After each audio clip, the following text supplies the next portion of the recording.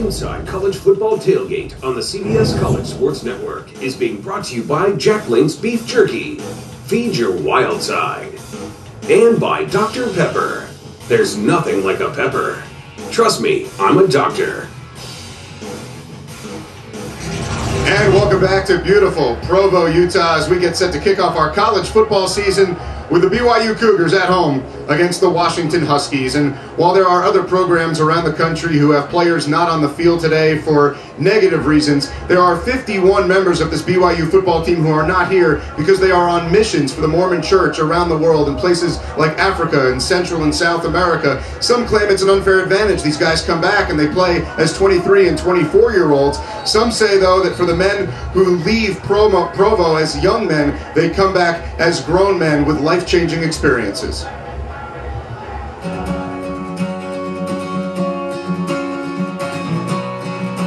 My mission changed me in a lot of ways. When I got home, people hadn't seen me in 2 years, and they thought I was kind of a new person in lots of ways.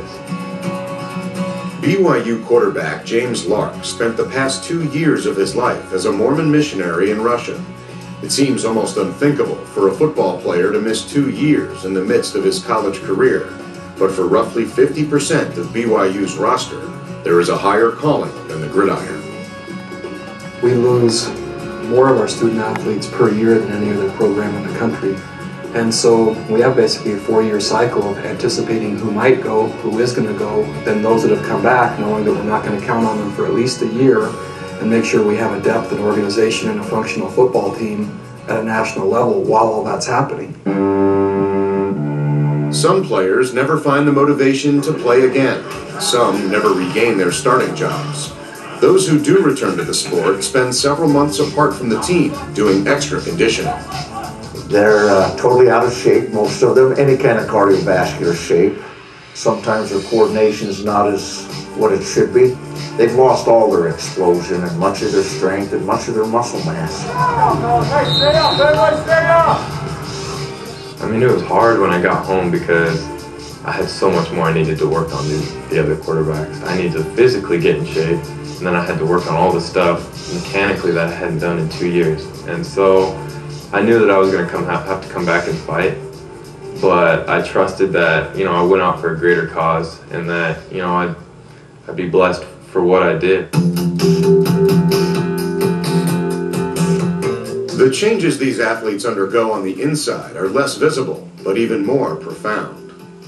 I learned that I have a lot more weaknesses than I thought, and that there's a lot of things in my life that are more important than football. Nice to meet you. The maturity level is the big change you see in them. Some of them go as just baby-faced kids, and they come back and they look like men. Mission is the greatest accomplishment I've had in my life thus far.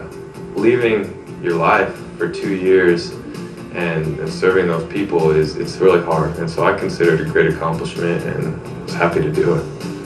When you look inside, if you were to see the character of these young men, the resiliency of these young men, the maturity of these young men, their life experiences and what they've become, the reason we have a successful football team is because of who they are on the inside, common belief and unity that fence.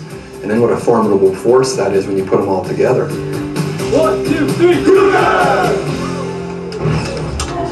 Well, they grow up fast. 74 players currently on the team have served a mission. 51 currently on a mission right now. 31 players are married already.